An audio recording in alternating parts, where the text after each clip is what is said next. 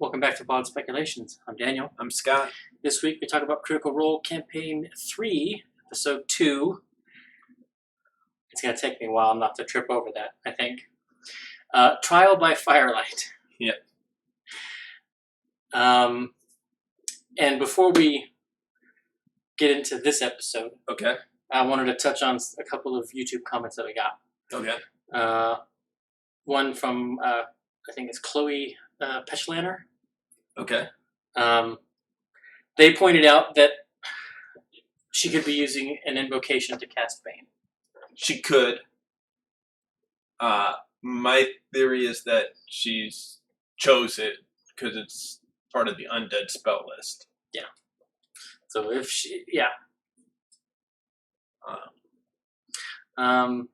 And then Novello had an interesting theory about fresh cut grass being responsible for his former companion's deaths. Oh, that is interesting. I have a different theory about fresh cut grass.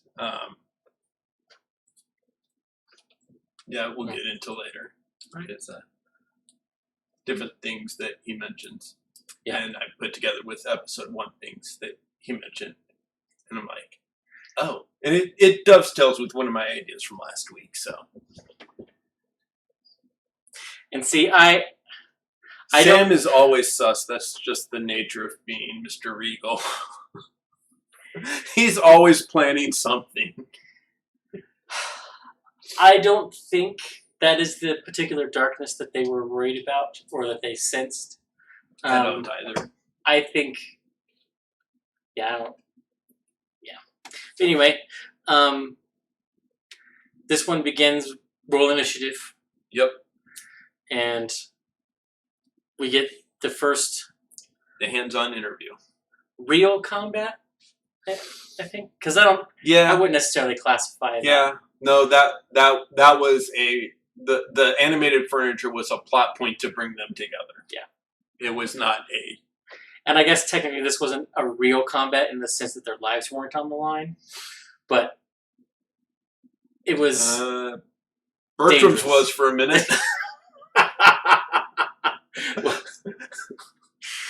Yeah. Yeah. But we got evidence now that Laudna is a hollow one. Laudna is definitely a hollow one. And then she is either initially a variant human, which is most likely, but also possibly custom lineage. Because she has the spell sniper feat. Yeah. And those are the only 2 races that you can get a feat this early. Yeah. So she's one of those. I'm leaning towards variant human. I have some theories about her, though. We'll get into after the battle. I'm also leaning toward variant human because she has. Well, yeah. Anyway, but she uses unnerving presence.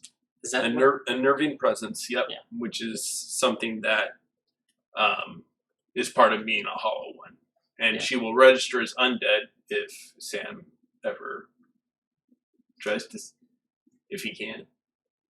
No, he doesn't, because it's grave clerics and paladins that can do it. Well, if he casts detect good and evil, yeah, she'll ping with that one. Yeah, but almost no one ever takes that spell. But it won't ever. Like, she'll register as that, but she still functions as if she was a regular human. Yeah. Assuming that. Yeah. So, but that also means on a 16 to 20, if she goes down, she gets a hit point. Yeah. So. Yeah.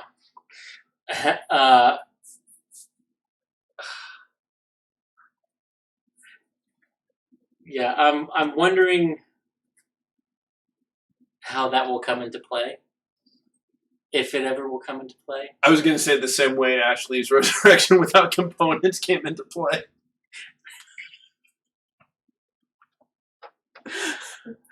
That's hurtful. Sorry. But you're probably not wrong. It's a little bit funny. Yes.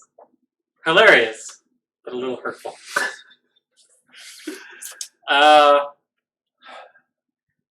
The funniest thing for me in that fight was Ashley. And I felt bad a little bit for her because she casts Flame Blade. Right. And basically forgets that she has it. Yep. Because the next spell that she casts is Burning Hands. Mm-hmm. And then her next turn, or the turn that she used Burning Hands, she whispers her snakes from her staff. Mm-hmm. And I was like, you're a little low level to be burning through spell slots like that and not using them, like not getting your full use out of them. So I think it's yeah. yes. That's that. I would agree. I was gonna say that's my favorite part too. Turns back, looks in. Second favorite part for and me. Just the Travis looking at Travis moment. Well, there's a lot of that, especially when they're talking about Talks Machnia later. Yeah. And I thought it was Stonejaw. You Try it. Yeah, but no, my favorite part of that was not her getting a hit. It was after when they were leaving, and Ashton tests to see how wet she still is. Oh yeah. And she's like, "If you can suck on my hair if you want." I don't know how to handle it there. Yep. Yeah. That was good. I don't consider that my part. One of my Although favorites of the fight because it's technically not part of the fight. Yes. But yes, that was amazing. And Orym and Dorian taking a beating. They just got wailed on. Yeah. And then Dorian went down. Yeah, and when when Estros grabs Orym and throws him on the ground, I love that part. Yeah. And I think, I don't want to say definitively, but I think pretty strongly argues against the view that he was a vampire ever. I agree. After this episode, I've put, like, there was enough evidence to throw it out there and be like, yeah, this is a possibility. But after this one, no, he's not. Yeah. So.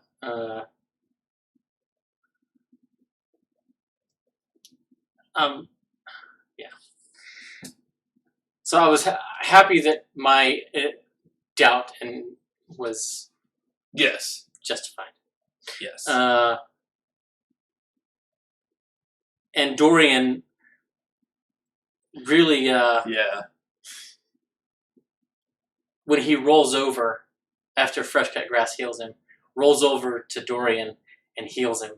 Yeah. And everyone at the table was like, oh man, he rolled over. That's so cute to heal him. And I don't remember who said it, but someone was like, yeah, like a good healer should. Yeah. Yeah, I don't remember.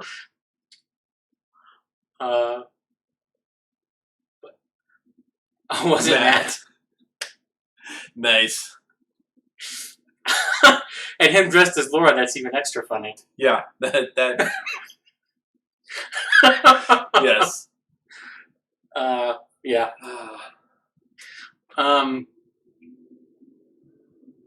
Ashton foreshadows his murder of Bertram. Yeah, there's a lot of foreshadowing of Bertram not being long for this group in this scene and the next immediate one. Yeah.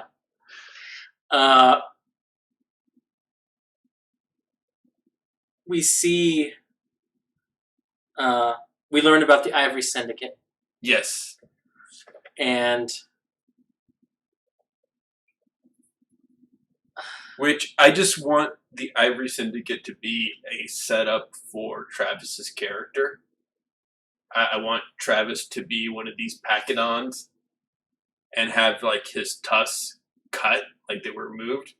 But then he's either a Wave the Beast Barbarian or a Order of the Lycanthrope Blood Hunter, and he just turns into this bigger elephant and the tusks grow back when he goes into his... Interesting. I don't think that's going to happen, but I just had that vision and I was like, oh. I do want to say I think Travis will be an intelligence-based class, or at least a high intelligence character. Not counting Bertram in the mix, because I haven't counted him as an official member. Again, like in EXU, we have a party where Orem with a 13 intelligence is the smartest in the group. And at least 2, I believe 3 of them have a negative modifier in intelligence. Yeah. Orem, I think, still has overall the highest bonus. I think Dorian might. Oh, because he's got 3+3s in physical stats now. That's right. Yeah. Plus a +3, and yeah. Robbie rolled amazingly with his re-rolls. Yeah, Rose, you make a good point. And not only do they seem significant, the Pachyodons, but it's right up Travis's preferred play style. I think if he has one, it is large. Yeah. Large character. Big boy. Yeah. Oh. Okay. Next You with the math. Orem +9 and Dorian +8. So yeah. Yeah. Wait. No, Dorian. Oh yeah, he's got a negative. Yeah. But anyway, interesting change, and I don't know if I want to call it a change, but Mr. is not really a factor. And I think this comes to, and something I forgot to mention last week, but Matt, in one sentence, corrected the whole wild shape thing that we complained about with it being a bonus action. Because in their fight with the furniture, I forget what she did. She did an action, then she's like, and it's a bonus action, I can... Yeah. And he's like, nope, that's your wild shape, that's an action. And so I think we realized that she doesn't, well, have an omnipresent monkey. Just because of that fact doesn't mean that the monkey doesn't have to not be there. Right. But he was such a presence in EXU. Yeah. Like, I didn't necessarily notice it in episode 1, just because Matt had a lot of heavy lifting to do to bring them all together. Yeah. But this episode, and he was at least mentioned in episode 1 that he was there when they arrived. Yeah.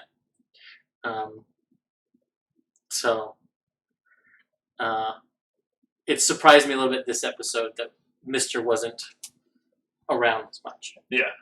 And maybe he's doing that to encourage her to use the wild shape and summon him. Yeah. I was really hoping they were going to send him in with Orem instead of Fern as a crab. Yeah. Which she can't do. Crabs have a swim speed. Or a mouse or whatever's indigenous.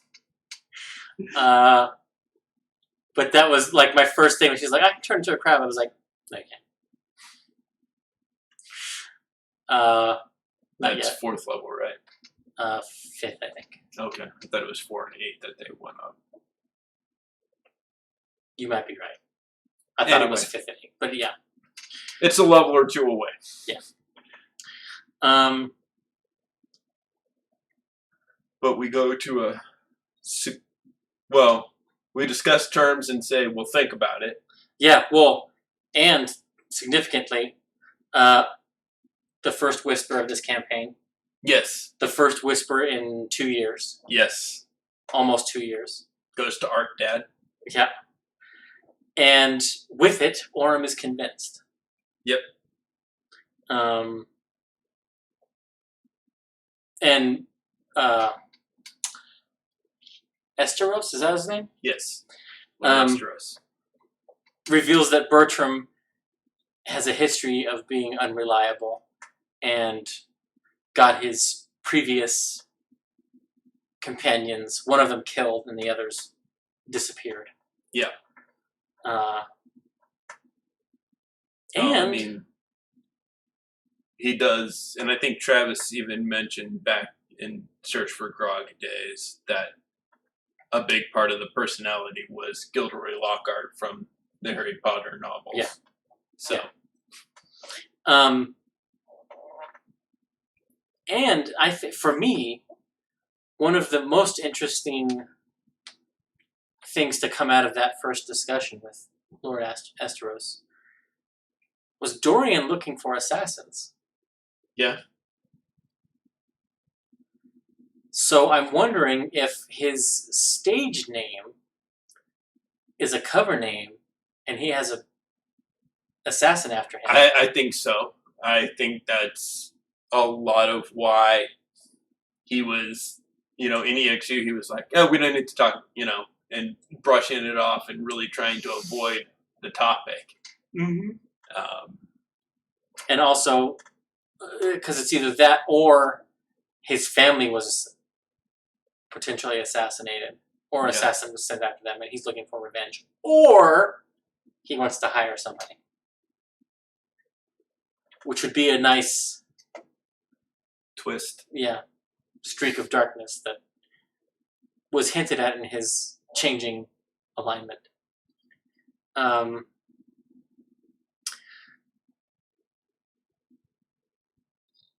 Yeah, Snoopy, his past going to kill him. He talked about Bertram or something? Yes, Bertram. Okay. And I think there's potentially a little bit of Benny from the Mummy. Yeah. Oh yeah. In fact, I think, and I had forgotten about the Lockhart comment, but in my original notes for episode 1, it was because every time we've had a new campaign, I've said what vibes they give off to me, and it was Lockhart and Benny. Yeah. Men like you always get their comeuppance. They do. Yeah.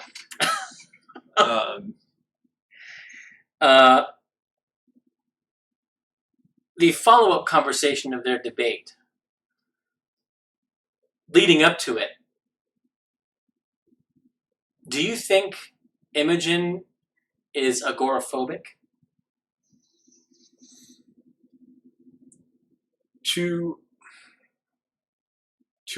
Okay, I'm sorry. I always get it confused. Agoraphobic is crowds or open places?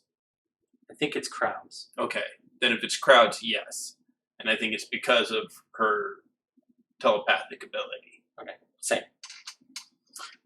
The other interesting thing was in the discussion of Laudna revealing the name of her pet rat. Yes, Pete de Rollo. And I think she's using prestidigitation. Yes. To do that. To manifest the strings. Yeah. I 100% agree.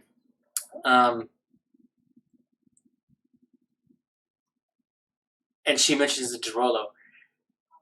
And that gets them talking. And Bertram was with Vox Machina. And we get that Orem is from Vestra and knows Keyleth and knows about the de Rollos. Is Laudna a de Rollo? No. Okay, you don't think so? I don't think so. I have a theory. So we know she's from Whitestone. We know she left before Vox Machina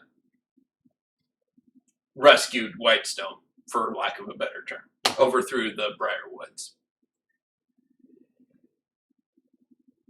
She was there when the Briarwoods came in. Yes, because she said when I was a girl that happened. Yes, and she was a young girl. Yeah. Pate is named de Rollo. There's a lot of P names. She had a very poor outlook on the de Rollos. I'm building to something legit. Okay. Pate says when Orm asks about why she marionetta, Pate says, well, she was alone for so long, and there was just me and the other voice in her head, yeah. Which is her patron. What patron, undead patron, would have an issue with the Derolos? No, it's not a Briarwood before you go there. If you go to Percy's mentioned history of his family, I believe it was his great-grandmother, Melanie Derolo, was removed from power and ostracized from the family because she was practicing necromancy. What if she became a lich and Melanie Derolo is Laudna's patron? That's my theory. Interesting. So she's not a Derolo, but she has a strong tie to the Derolos. Interesting. Yeah, yeah. And see, I was thinking that because the Hollow One loses their soul, and they were talking about how the feelings of missing your companions, whatever, comes from having a soul. And Percy didn't remember everything from that event either. That she could be a Derolo. One of them, the Derolos, that the Briarwoods were using in the manner that they were using Cassandra. Yeah. I mean, that is a possibility. I like my theory better. It is more in keeping with Orm's connection to a member of Vox Machina. So yours is probably more likely. But I hadn't thought, and I was like, I have to mention it because it's possible. Yeah, it is possible. The other possibility I saw some people talking about is maybe she's a Hollow One and she was one of the victims in the tree, in the sun tree, that was redressed to look like Vox Machina. I think that's cutting it a little too close from the time she left. Yeah. But I thought it was an interesting theory. Because that would mean that she knew that she would know something about. Back. Yeah. Yeah. She talked about being a recluse. Hermit? Well, I wasn't going to go there with the background. I was going to ask, do you think that time that she was out of contact, she was in a grave?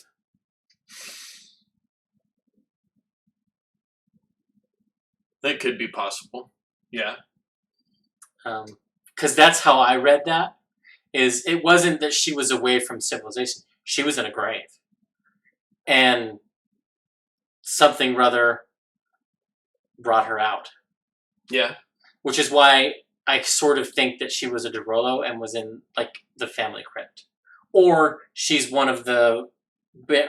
attached to a barony. She was one of the Baron's family. Perhaps. One of them. So... but it just made me...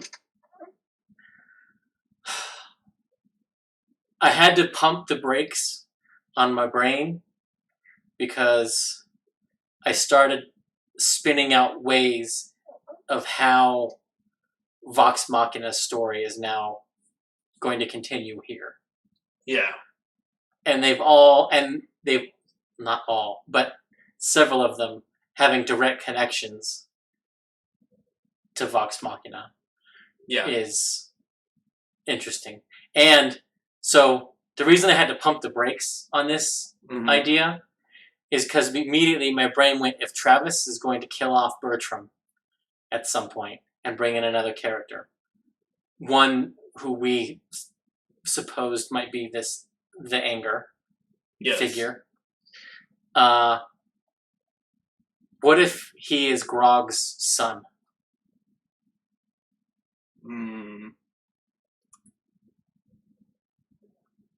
I don't think so. Grog was just like Scanlan. But he has, like, so you're thinking that he was looking for two different people when he gave, I forgot what the name was, the full first, last name, and the anger. It could be. I thought it was one guy who might also go by this moniker, the anger. And that's not the type of name I would see a descendant of Grog. Fair. Now, but if he took his mother's name, could it be the child? Well, no.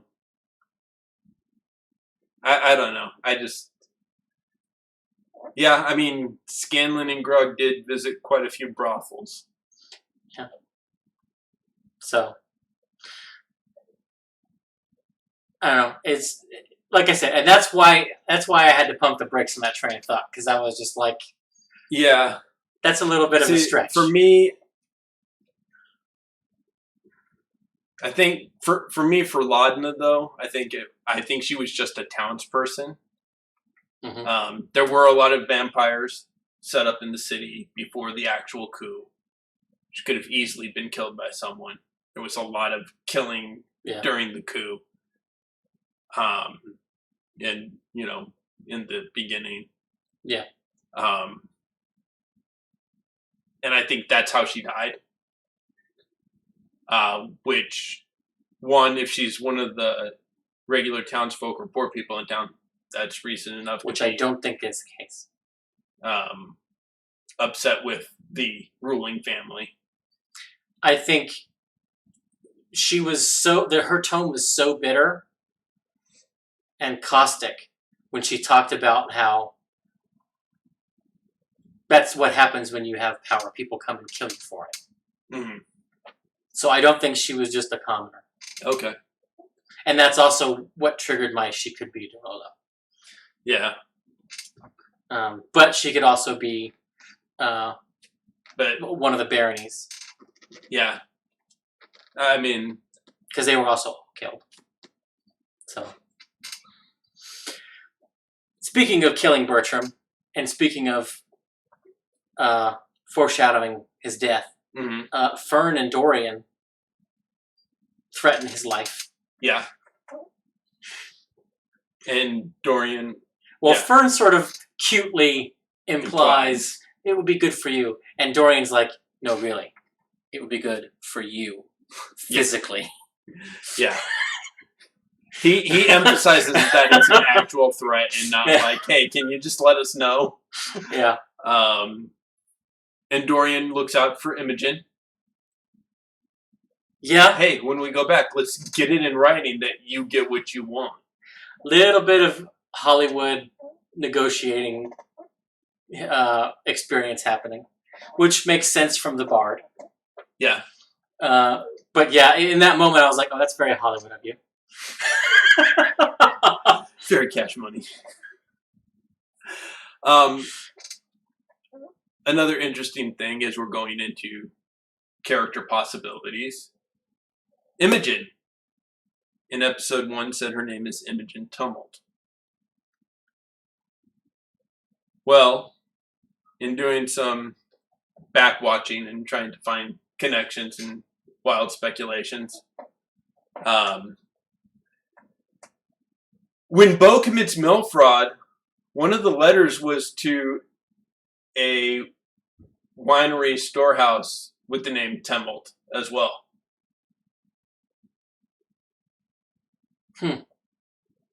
Don't know, like, it's a bit of a stretch. Especially because that was in Wildmount, and she says she's from Tal'Dorei. But if they're known enough, they could have a storehouse over in Wildmount to get this wine from that area and ship it to Tal'Dorei. Yeah, or they're from Tal'Dorei originally, and yeah. But I thought that was an interesting. I don't know if it's a serious connection, but Like he said, there's with Karok, there's a lot of people with this. There can be more than one person with the same name. Yeah. But this is the last name. Which might be connected to the gems that they were finding out, that they found out in the field. Yeah.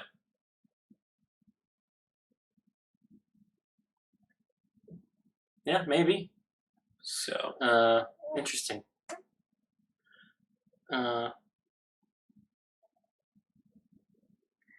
They go across.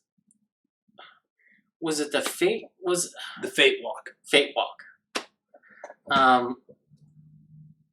To the Lantern Spire. Yes. Where there is a torch burning, like the Statue of Liberty. The Prakash Pyre. Yeah. Which I would like to just point out, Matt, with his naming and stuff. Prakash is an Indian word which means bright light. So it's the bright light pyre. And it's the light that lights up the city at night. More importantly, lights the way to the city. Yeah. And that, my feeling is, that might be the first part of the city. The Lantern Spire might be the oldest part of the city. Okay, yeah. And the first expansion was to the core spire. And the Lantern Spire... Yes. And the Lantern Spire became basically the first stop for immigrants. So all the rich folks went to the... Basically, yeah. And all the rich folks went to the core spire. Yep. And so the Lantern Spire became the import-export place, very industrial. And that beacon is going to be important. Yep. Shortly. Before we get to moving out of the bar, there's one more character theory that I got to throw out there. Okay. Laudna asks Fresh Cut Grass about his healing ability. He's a holy robot. And he gets into this discussion. He doesn't know where the magic comes from. And all the others only had like pretty much one job, you know, and he was more tricked out than the others. So if you remember last week, I had the idea that she was like a forge cleric or a creation bard or an artificer dancer who reverse engineered and or found them and told them. Yeah. I think Fresh Cut Grass is an Aeroton. Because he never mentions that she created him. He says she designed my healing unit, how I heal. She called me, what's your name? Well, I'm called this. Never mentions the name. She made all my associates. He is the Aeroton she reverse engineered. To make all the others, yeah. And just told him. Yeah. So that's my theory about, because Sam is very specific about his wording when he speaks. And in episode 1, Marissa's like, Fresh Cut Grass, that's your name? Well, that's what I'm called. Yeah.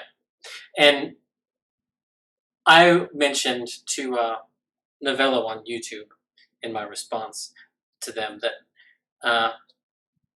I think his companion's dying. And I mentioned this during the episode about the silver being important to planar defense. And that I think it's that's what it was. Right. And also, if he's an Aeroton, and Aor was one of the cities against the gods, that would explain why he renamed Shield of Faith Shield of Help. Because he's not attached to a divinity. Yeah. Well, and in many places in the online D&D verse, it's been discussed many times about how you don't necessarily have to follow a deity. Yeah. To have. Well, even in the player's handbook, it says you can, have a philosophy that you adhere to. Yeah. Which I think it's funny that clerics don't require a deity, but paladins basically do. Well, no, because they get their powers from their oath, from their faith in their oath, not necessarily a deity. Yeah. But it's interesting that, like, even the philosophical ones, or fresh cut grass, still has to have a holy symbol. Yeah. A symbol of that belief. Which we haven't seen him brandish yet. Yeah. And we had an opportunity for that when he was casting Detect Thoughts, but didn't. Yeah. So I'm wondering what it is, if he has one, or if he's got a component pouch that he's just not narrating his use of. Yeah. They're getting closer to how Liam described his magic use, but I don't think anyone's there yet. No. Laura and Marisha are definitely getting more involved in the description of how their spells manifest, but not necessarily like the way that Caleb narrated his activities, his motions of the magic coming out, not necessarily the effect of the spell. I think largely he left most of that to Matt because it's largely left to the dice of what happens exactly. He just would describe how he summoned the magic. Yeah. Dorian, I think where he shines, or where he is getting into his character, how he expresses the character in his descriptions, is largely around his weapons. Yeah. Because he always makes sure that he's unlatching the handle of the hand axe for the flute, or which is my flute, which is also the handle of my hand axe, or he twists the key to draw his sword, which is important for a sword bard. Right. And I don't think he did it. I don't remember him doing an EXU, but the dual wielding that he specified this time around. Yeah, I'm pretty sure that was new. So that was an interesting little bit. No, there was one time where he stabbed and missed with the sword, and he said, well, I unhook my axe and swing with that in EXU, which was the closest we got to him specifying dual wielding. Yeah. But according to Crit Roll Stats, that is his fighting style, which he took as a sword bard. Because they can get dueling, dual wielding, or one other one, I forget which.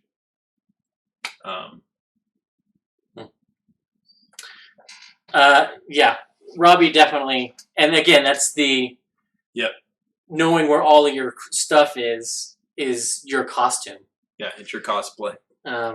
So, yeah, for sure.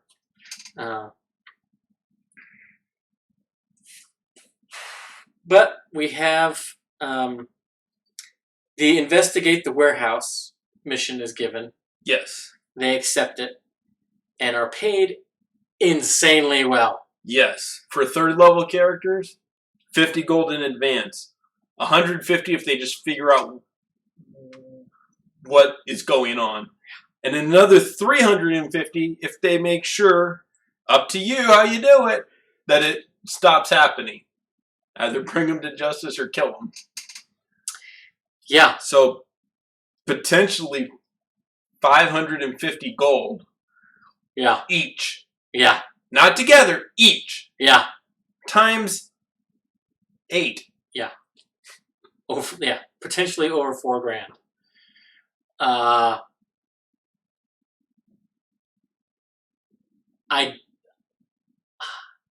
I struggle to think what is worth that much going into a school that's basically a public school because it doesn't have the kind of hoity-toity stuff that the other schools have. He said it's open to everyone despite... Yeah, it'd be the stone. If they're smuggling the stones in there, because Matt specifies that there's a large chunk of it being smuggled. A, it's illegal goods being stolen. B, what other Aeorian artifacts are being pulled through this?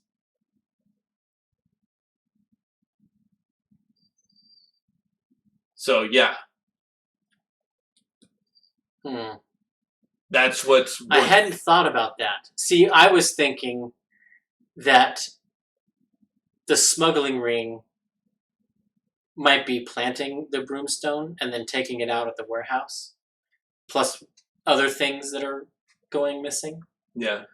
But if he is importing and smuggling broomstone to that school, and if they're getting that stuff, yeah, that's got immediate ramifications because of the airships. But who's to say he's not doing that with other Aeorian artifacts?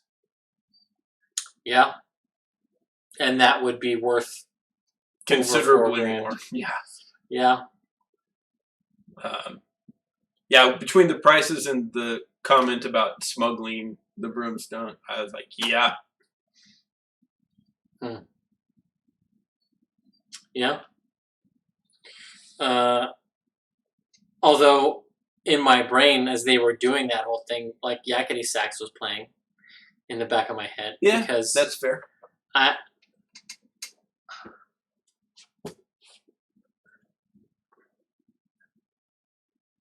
So they very much behaved like players. Feel some shade coming. No. In the sense that the DM has presented them a location and a problem to solve. Yep. And so they now say they go to the location and cook up a story, loosely possible, and Imogen throws her patron under the bus, in the sense of the woman that they're staying with. Yeah. Because that's a real name of someone who's real. Yep. And on the course buyer. So if stuff goes south, the old woman's going to suffer.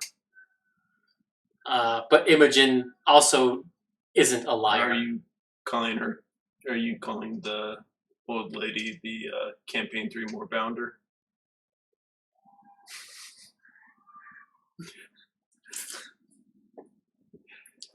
It's gonna leave her off scene. She'll run away or die. Yeah, maybe. Or horse or anything else they left, yeah. That players eventually will. But yeah, so rather than like arguably the best thing for them to do, like how I would have gone about it, was slightly different. They know it's a storage facility and it's not a storefront. Yeah. So the story that they should have gone in with is, I want to store something here. And they go and get a box. They put Orm in the box. And they put the box in the warehouse. Orm has candles or whatever. And can investigate when everyone's gone. Basically, sort of what they did, but without the exposure. Yeah, those were good moments, Rose. We've got, yeah. And proving Orem correct that her sticky fingers are going to get them into trouble. Yeah. And I love well, I think we need it. Roll a persuasion check. Disadvantage. 1. Yeah, that was good.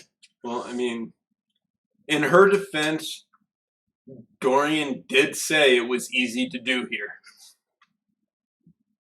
I mean, that's what she got from the story anyway. Yeah.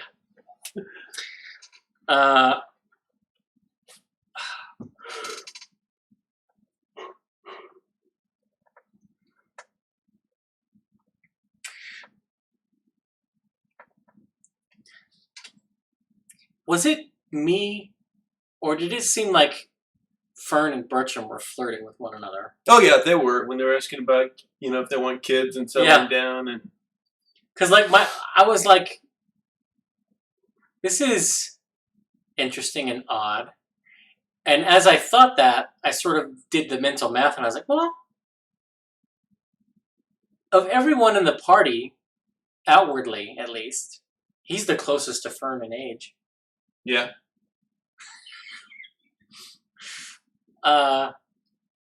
So I thought that was interesting. And it was funny that, like, I'm pretty sure that Ashley hadn't thought about those questions per se until he asked them. Yeah. And she considered them very much, I think. The way she answered them, well, isn't that what you're supposed to, She was just. That's what they say. Yeah. Yeah. So yeah, it was interesting because I think she sort of was processing that through her mindset of the Fae that she has built Fern's personality on. Yeah. And also sort of the fact that she's a druid. Because druids would very much be about procreation. Yeah. So circle of life and all that. Yeah. Yeah. I did want to give a shout out to Taliesin via Ashton deciding to highlight the dark sides of democracy and capitalism. Yes. The dark side of democracy, because as soon as Bertram says, well, this is a democracy, and when he's asserting his right to a cut of the money, and he says, all in favor of Bertram paying the next round. Yeah, and most everyone raises their hand. So I was like, oh, yep, voting themselves large S. Check. And then, of course, the future, if not arguably the present, of automated workers. Mm. And him taking his workers' cut. When fresh cut grass just gives him this 50 gold. Yeah. Bertram's like, what's that about? Yeah. I'll just hold on to it. If he needs something, I'll get it. Which got me thinking, like, if I were playing an automaton, is money important to me at that point? Like, what emphasis, and if, or as an NPC interacting with this group and their automaton, do I bother factoring that in? Yeah. Or do I just say, who does this belong to? And then that person, I just, instead of 8 shares, I just pay 7. Yeah. So does that automaton then become offended? Like, if I'm on the other side of the deal, do I become offended? Excuse me, I do have monetary needs as well. Because they arguably do. But arguably. Yeah, it was just And I think it depends on how much free will versus I'm built for bending your character is. Yeah. Or NBC is, and yeah, I've been talking with my daughter about we were talking about Measure of a Man, the Next Generation episode, earlier this week, late last week. And she loves Detroit Become Human. So, yeah, these things we talk about a lot, and that just made me kind of think about it. Yeah. Although is Fresh Cut Grass giving Ashton his money the equivalent of a D&D 401k? Yeah, and that's, or is that just paying into Social Security? Yeah, and I was, in my notes, I have taking the value of labor from his employee as my note about the dark side of capitalism. But, yeah. So, here's a question for you. And this kind of goes back to something we were talking about earlier. If Laden is a hollow one and thus doesn't have a soul, and as far as we know, Fresh Cut Grass doesn't have a soul, what happens when they try to resurrect them and put the soul back in? It's a damn good question. And that is one that Matt's going to have to wrestle with and give us when that happens. But hopefully that doesn't matter, because Laudna can come back with 1 HP if she rolls a 16 or better. So that's a cosmological question that Matt hopefully doesn't have to answer. Yeah. But, and potentially with Fresh Cut Grass, the magic just reboots him, repairs all his circuitry, and now he's back. Did he actually die, or did he just come back? It's the equivalent of turning them off and on again. Yeah. Oh, they turn them off. Quick, turn them back on. Where's the Control-Alt-Delete buttons? F5, F5. I bet. Okay. I bet Sam has some floppy disk jokes lined up when that happens. Yes. He'll pull out a box this long of floppy disks. So just insert these in order as it asks for that.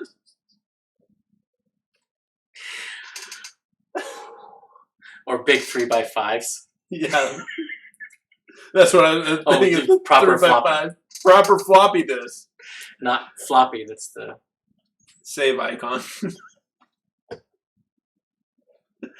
No. Oh, yeah.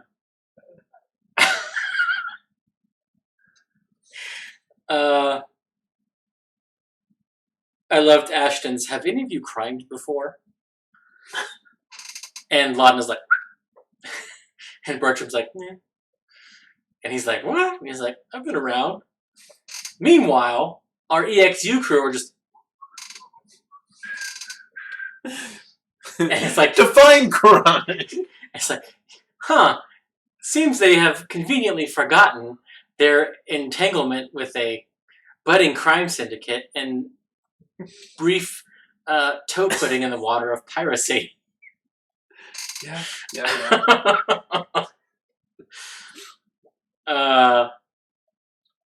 Yeah, that was hilarious to me.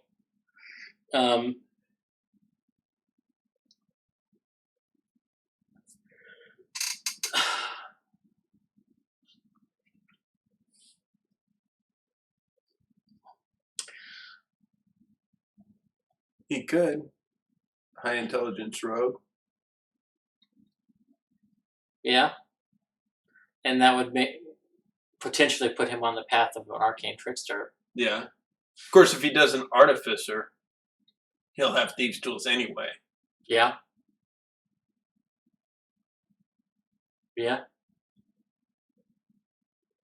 Not that they play that way, but artificer is the one that fills the most holes in the party. Yes. Yeah, for sure. Not that they play that way, or I play that, but if you want to look at it mechanically, that feels the intelligence, the lack of intelligence, the thief's tools. Yeah. Tank. Although arguably Orum's tanky, but he's more of an avoidance tank, sort of like the way Bo was. Yeah. I think tank, between having a barbarian and Orum, you don't really need another tank, but the couldn't hurt. The artificer can be a tank. Yes, easily.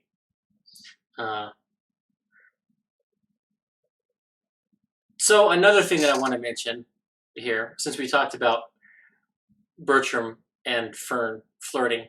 Yeah. I don't necessarily put that down as a ship.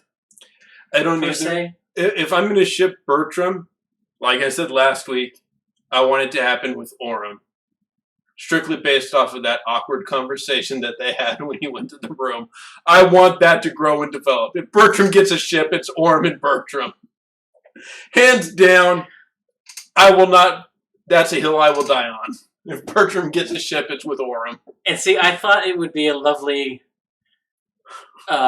tragic story to have Fern fall for this man that she threatened to kill not half an hour ago, only to have him die in 4 or 5, 7 episodes. Yeah. Be just as tragic if him and Orm develop something and then he dies. But so the ship that I did see that I want to mention is Ashton and Laudna. Yes, 100%. I want that. Because Ashton has been all about heaping praise and admiration on her for her freakishness. Oh, yeah. Like everything that she does that freaks out Travis / Bertram. It's because it's right up Talison's alley. Like me, there's a reason why she's my favorite character. Hands down. Yes, I want Laudna and Ashton 100%. Huh. Probably even more than I want Orm and Bertram. Yeah. But I don't really want Orm and Bertram because, definitely he's going away. Yeah. I don't care. Yeah. But if he gets one, it's Orm. He gets no other options. All right.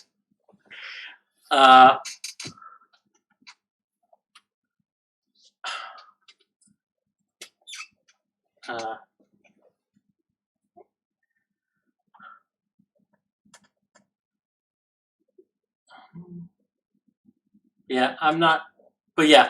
Otherwise, I was like, it's pretty light on the potential shipping. Yeah, that can happen at this point. Just because I don't. Well, Orm and Dorian, maybe. But I don't think Dorian's a bard. You can ship him with anybody. Yeah. So yeah. MVP real quick. Last minute we got. That was a hard one. Who do you have? I think Orm is my MVP. He definitely did the most for the story. Yeah. He was the one that sort of got them on the ball of accepting the offer. Mm-hmm. And Fern was a close second, and largely because of her hilarious one-liners. But yeah. Yeah. It was between Fern and Laudna for me. Yes, Orm did progress the story the most, but like Rose points out, the plot didn't progress that much. That's fair. Fern, just very much between, you know, the we're here to kill you, the, you know, the veiled threats, joking threats, the flirtation with Bertram, the all that. But then, yeah, arguably she had the most interaction. but Sort of. Laudna, and this all happened in the scene in the tavern, but Laudna is the one that kicked off the Vox Machina. Well, kicked off the Vox Machina, opened up all the backstory stuff, started talking to Fresh Cut Grass about where'd you come from? Are you a holy robot? So she's the one that expounded the let's get into our backstory detail this episode. Fern had all the one-liners and good jokes and interesting moments, and Orem pushed the actual plot, what there was of it. Yeah, that's... Yeah. So that's why I said it was hard. It was between those three for those reasons, and I'm just like, I'm going to give it to Laudna personally because she's my favorite character. Yeah, and in a sense, we got the most meat out of her also in terms of confirmation of abilities. Yeah. But I do fully endorse your call of Orem or Rose's call of Fern, you know.